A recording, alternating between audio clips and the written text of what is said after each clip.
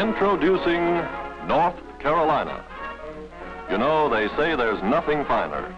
And for a fact, you'll have to travel far to match the ever-changing pictorial beauty of the old North State.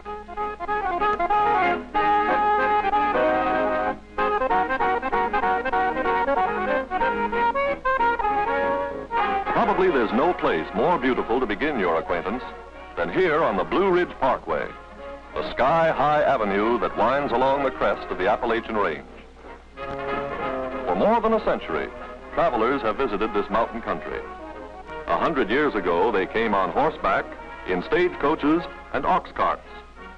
Today's travelers enjoy the same scenic vistas, traveling in comfort and safety along America's most spectacular mountain boulevard.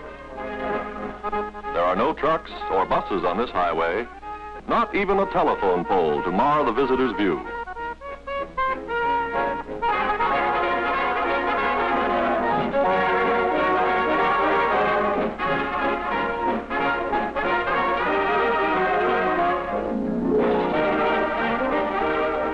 This young couple look happy. Why not? They're on vacation. And they've come to North Carolina because they've heard that here they will find all the things they want to do and see, all the way from mountaintops to ocean shore. You know, it's not every state that can boast of high ranges and a coastline ideal for swimming, boating, and fishing. What a wonderful way to settle that old question, which shall it be, the mountains or the sea? Pardon me just a moment, will you? Why, sure. This is your first visit to North Carolina, isn't it? That's right. Don't know much about it, but it sure looks fine from here. Yes, it does look fine. And we think it is fine. You say you don't know much about it, so here goes. Here's where you are, right on the top of the greatest mass of mountains in the eastern United States. East of the mountains lies the rolling country of the Piedmont. Beside fine farmlands, this section contains most of our big industries, powered by electricity developed from the state's abundant water supply. Eastward again are the coastal plains, one of the richest agricultural regions of the South. Rich in history, too, for it was here, nearly 3 centuries ago, that the first English colony in America was established. A scene very much like this greeted Sir Walter Raleigh's settlers when they first met North Carolina. On this exact spot lived that colony, only to disappear without a trace, leaving a mystery unsolved to this day. On Roanoke Island, during the summer months, a dramatization of that mystery is presented. It commemorates, too, the birthday of Virginia Dare, first child born of English parents in the New World. I baptize thee, Virginia, in the name of the Father, and of the Son, and of the Holy Ghost. Amen. Come, men, get your ale.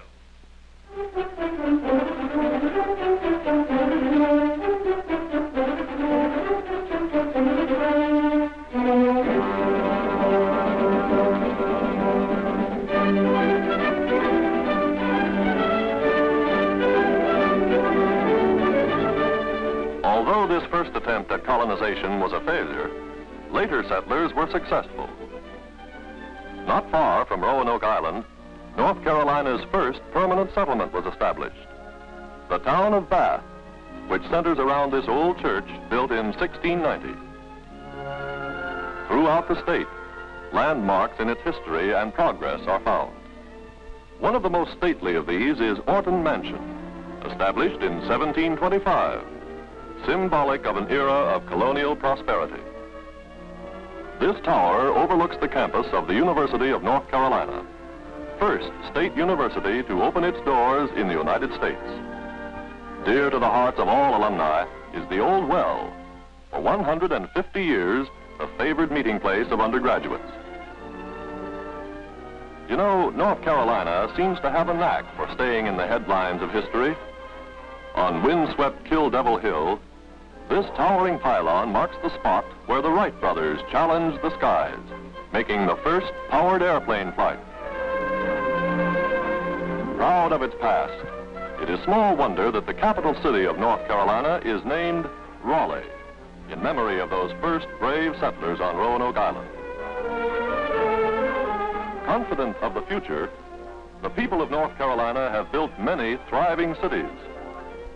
Charlotte, the Queen City, largest in the state and center of industry, trade, and transportation. Greensboro's strategic central location makes it an important distribution point. Tobacco capital of the world, Winston-Salem. Durham is another important tobacco and manufacturing center, and it's the home of Duke University, one of the most heavily endowed schools in the United States. These handsome Gothic buildings, set in a spacious campus, attract many visitors.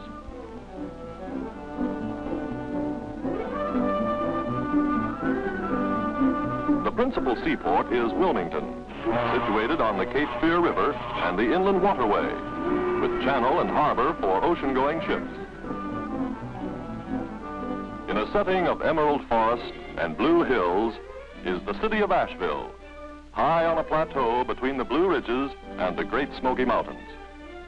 Hub of an extensive resort area, it is the metropolis of western North Carolina. Among Asheville's many attractions is Biltmore House, a chateau that has been called the most beautiful home in America. Now open to visitors, Biltmore House contains a treasury of famous paintings and other well-known and historic works of art. Say, that's all right. I'd like to see some of those places for myself. And there's no reason why you shouldn't. But you'll see lots of other things in the state you might like to know something about. Take that cigarette you're smoking. You may not know it, but 7 out of every 10 American cigarettes come from this state. It begins here. Fields of green, growing tobacco, stretching from the Piedmont through the coastal plains. In late summer, scenes like this are on every hand. Farmers harvesting the state's most profitable cash crop, stripping the matured leaves from the stalks. At this busy season, the whole family and all the neighbors turn out to prepare the valuable crop for market. The leaves are made into hands. The hands are strung onto sticks, ready to be placed in the tobacco barns where the leaves will be cured by the heat from wood or oil fires.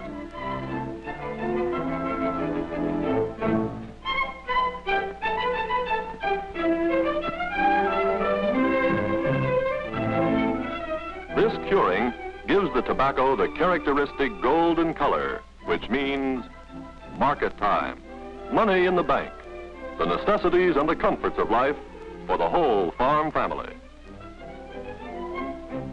In the town of Wilson, the traveler may visit the largest bright leaf tobacco market in all the world.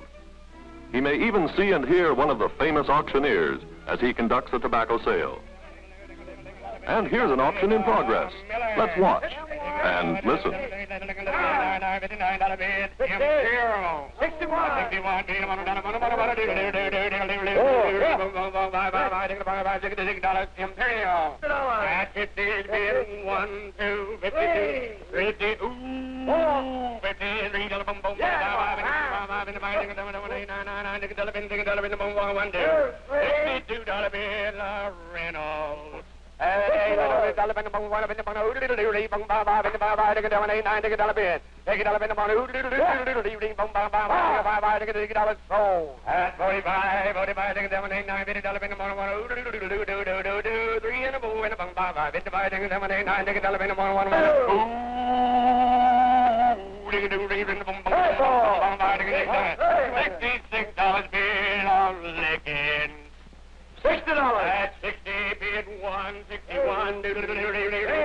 Long years of careful aging are still necessary before this tobacco will be ready for final processing.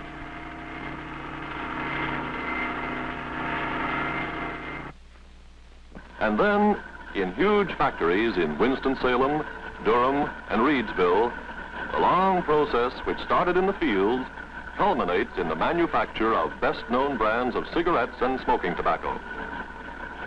This factory, ships an entire trainload of cigarettes every day of the year. And brother, that's a lot of smoking. There's another interesting angle to this cigarette business. Most of the paper used in cigarette manufacture comes from this large modern plant.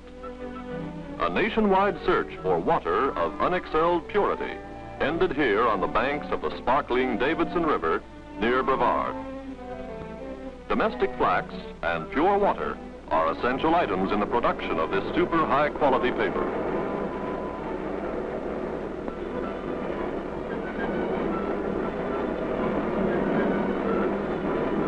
The big rolls are cut into little ones. Each of these small rolls contains enough paper for 85,000 cigarettes.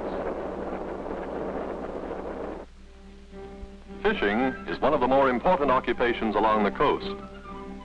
Strangely enough, the most important catch is not primarily a food fish, but the fabulous menhaden.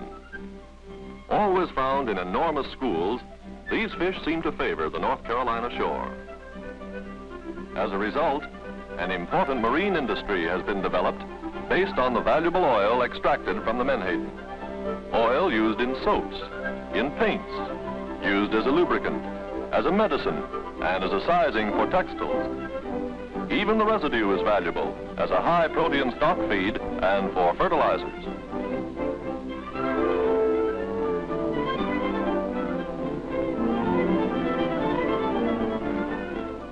Well, I guess it's true most everywhere. Old and young alike go for goobers, or crisp, freshly roasted peanuts. North Carolina grows her own with a good share for the rest of the country. The loamy soil of the coastal plain is dotted with hundreds of fields.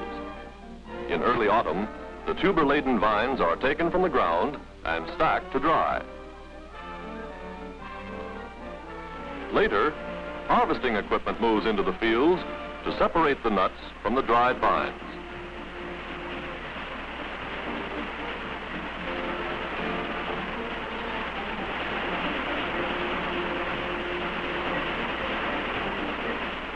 The vines are baled and become an important and highly nutritious addition to the diet of farm herds.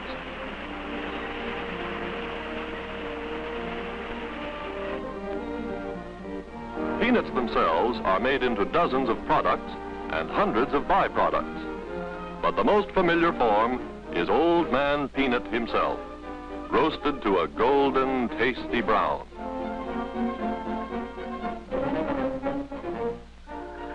Just peanuts, you say? Yes, but peanuts are big business in North Carolina.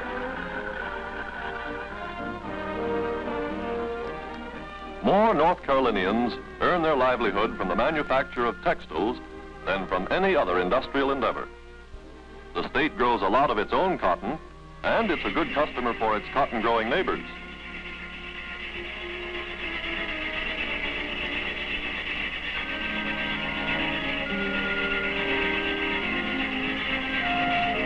The fleecy bolls are transformed into yarn, and the yarn is woven into colorful fabrics, eventually to appear on markets around the world.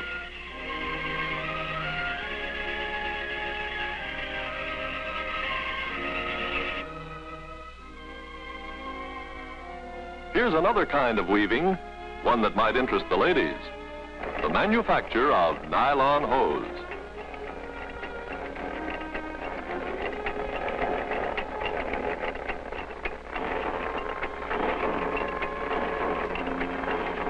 This is uncolored nylon, awaiting only the magic of chemistry to produce the myriad shades to please any lady's fancy. Burlington is the hosiery capital of the South. There and in many other cities, this most glamorous item in the feminine wardrobe is produced in millions of units. The traveler in North Carolina will see everywhere evidence of the state's chief natural resource. Over half of the state is forested, and these forests contain the largest reserve of hardwoods remaining in this country.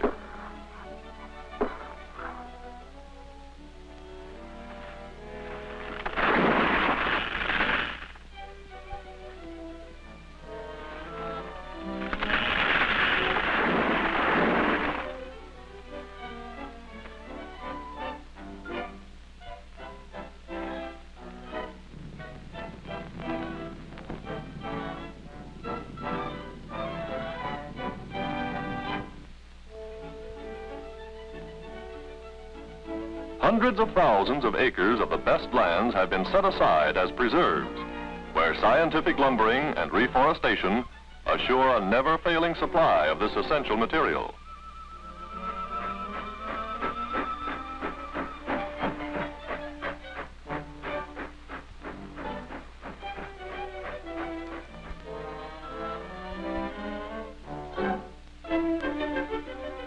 Mills like this consume a large part of the output of the forests for conversion into paper products of many kinds. Perhaps the paper on which your favorite magazine is printed came from this very factory.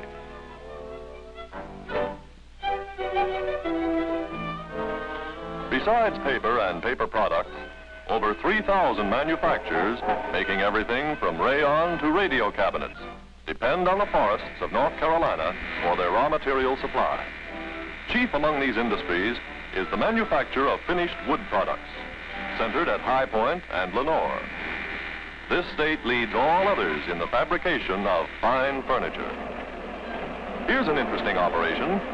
This multiple carver enables one operator to shape 24 identical pieces at one time.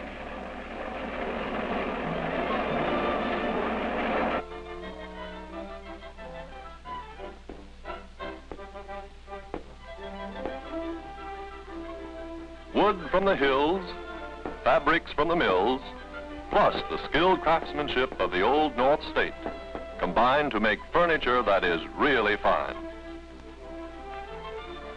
Furniture that one day may grace your living room.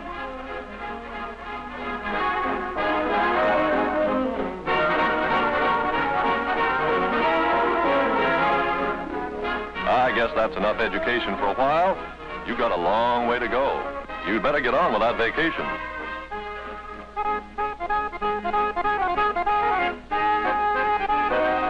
All right, Mr. Traveler, what's your pleasure? Is it scenery you're after? Modern highways will take you past cascading streams and sparkling waterfalls, to azure lakes rimmed by high hills, to spectacular Chimney Rock with breathtaking views.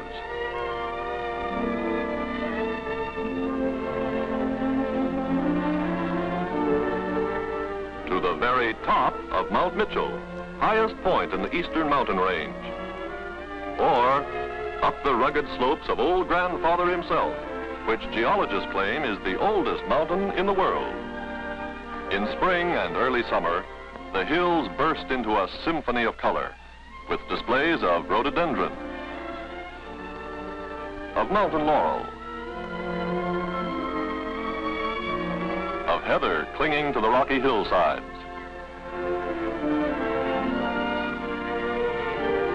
and the flame azalea, found nowhere else on this continent. Everywhere you go, you'll find settings of incomparable beauty. In fact, nice settings for your own vacation photographs. And you don't have to go far west to enjoy dude ranching. Modern, mile-high resorts provide facilities, plain or fancy, for the Wild West fan. Most popular national park in America is in the Great Smoky Mountains. Readily accessible by automobile, it is threaded by marked and graded trails, leading the adventurous vacationist to points of interest denied to casual motorists. While you're visiting the park, don't be surprised if you meet a friendly bear or two. Interesting acquaintance, yes, but don't get too chummy. Mr. Bear's idea of a love pat is the human equivalent of a knockout punch. If meeting bears or footing it aren't your ideas of fun, you may prefer the comforts of one of the many modern resort hotels or lodges with sports and recreation right outside the door. Something more modest? Many visitors prefer a cozy mountain cabin.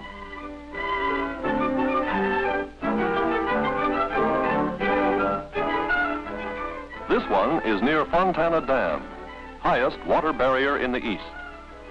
This huge structure creates only one of dozens of lakes, providing water sports and year-round fishing for vacationists. If you're a real traveler, you'll be interested in the folkways of the hardy people who populate this state. In the shadow of Old Grandfather, a yearly festival known as Singing on the Mountain brings spectators and contestants from all of the South Appalachian Range. Young and old alike turn out to hear the ancient ballads of the hills. Like the old songs, the old ways of doing things persist in many homes. The products of the modern textile industry of North Carolina mean little to this elderly lady.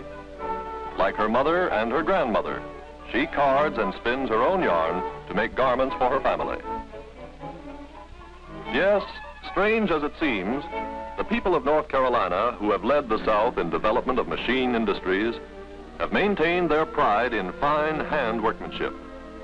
The carving of beautiful and quaint figures from hardwoods is only one of the many handcraft skills. Old-fashioned drudgery, you say? Not at all.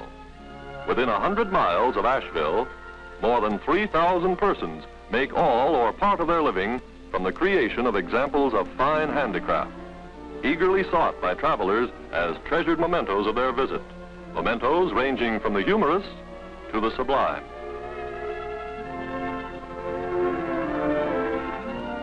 Say, this is a pretty scene. Looks like one of our vacationing friends. And sure enough, it is. I guess she doesn't realize that outfit she's wearing would scare any respectable trout a mile downstream. Hey, what's this? Looks like she's hooked one. And she has. Well, it just goes to show you. North Carolina streams are kept so well stocked that even an amateur angler has a chance. The state even reserves one trout stream exclusively for women fishermen. Wonder where her husband is. Well, no sooner said than done.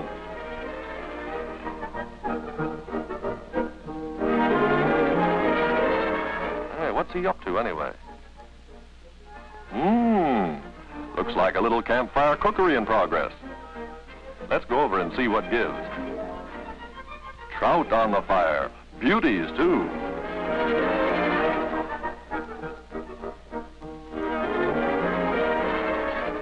And hot biscuits. Say, this lad is quite talented. Or if picnicking is more in your line, why not pack a basket and visit one of the state parks or numerous recreational areas set aside for your pleasure? What that keen outdoor air does to the appetite is nobody's business but your own. An interesting novelty is this bridge, built across the highway for the exclusive use of horsemen.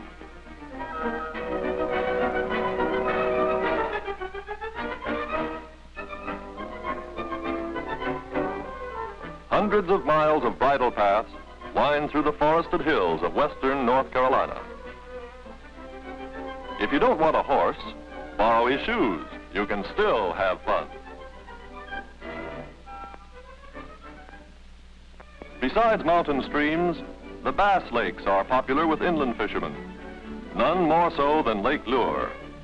In its alpine setting, where swimming, boating, and aquaplaning round out the vacationist package of pleasure.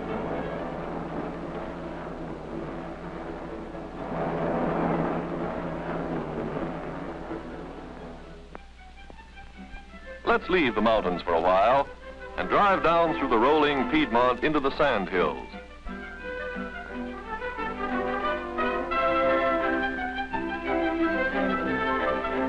Once an ancient sea covered this country and left behind it the characteristic dunes of golden sand, the dwelling place of the stately longleaf pine, of holly and dogwood.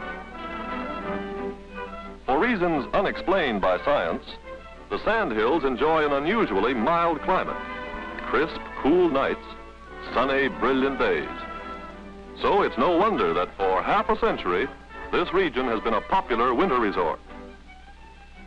And it's no wonder, too, that golfers flock to these resorts in such numbers, because even when it showers, the thirsty sand absorbs the water so quickly that in a matter of minutes, a foursome can resume play. Many of today's famous players won their first recognition in tournaments on these championship courses. Riding, fox hunting, tennis, and other outdoor sports can be enjoyed almost every day.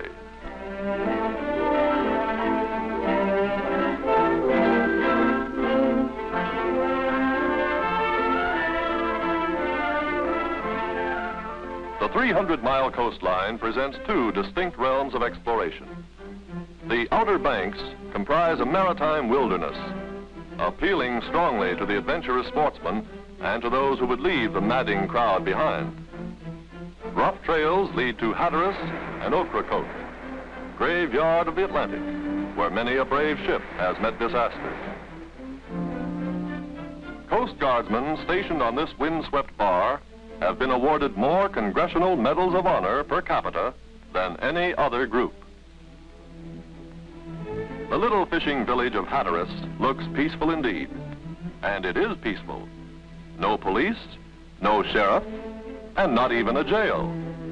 But the fishing, it's wonderful. In contrast to the isolation of the Outer Banks are the easily accessible beach resorts. Sun and sand and the tumbling surf make these popular playgrounds.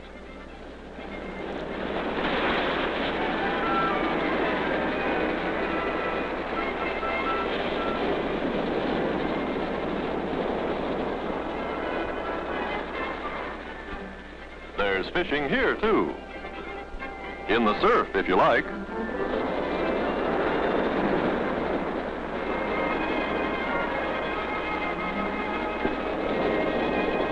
Or try your luck from a pier.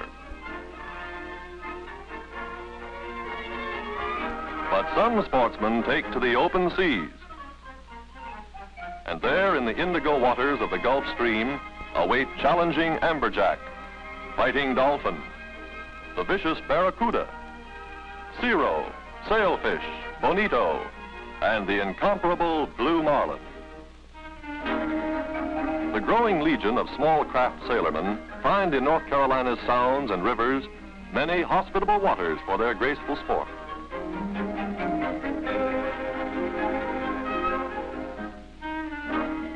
If you like a little more speed, you might try this one on for size. Better practice up a while first, though. It's not as easy as it looks. If you're wondering how to get off these things, just watch. Simple, isn't it? Still more speed? Here it is, and plenty of it, on one of North Carolina's many broad rivers.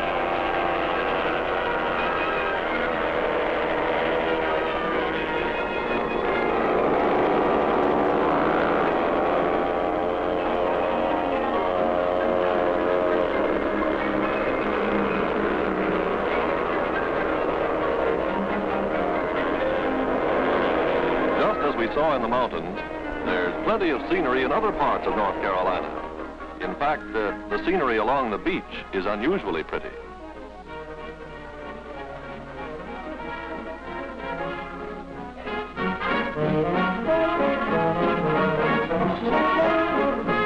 And look who's taking in all this scenery.